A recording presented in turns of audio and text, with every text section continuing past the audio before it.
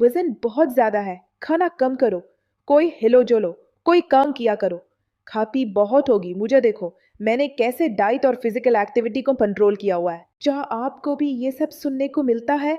और क्या आप भी इन जजमेंटल बातों की वजह से डिप्रेशन में हैं? Be confident. You are perfect. Just need a good insight. Weight loss techniques are not one size fits all. Your body is unique and your plan must be too. वजन सिर्फ calories in और calories out का मसला नहीं है। मोटापा, obesity एक chronic disease है जो सिर्फ खाने पीने से नहीं होता।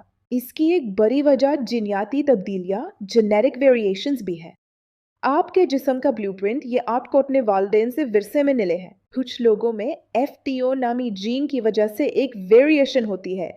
ये वेरिएशन आपके दिमाग को ये बताती है कि आपको भूख ज्यादा लगे और पेट जल्दी ना भरे। आपका जिस्म बायोलॉजिकली ज्यादा खाने पर मजबूर है।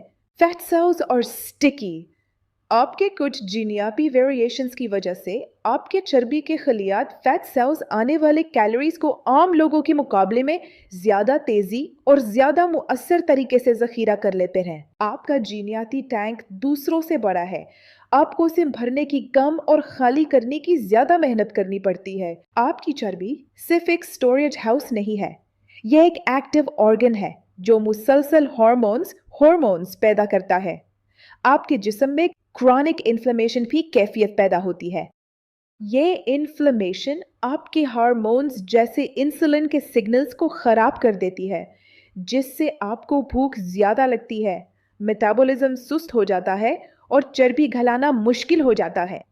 आपका वजन कम न होना आपकी कमजोरी नहीं, बल्कि आपकी बायोलॉजी का एक पेचीदा मसला है। आपको जनरल एडवाइस की बजाय पर्सनलाइज सोल्यूशन की जरूरत है। Stop diet comparison. इसी दूसरे की डाइट आप पर काम नहीं करेगी। हर एक के फैट सेल मुख्तलिफ तरीके से काम करते हैं। Focus on insight not judgement.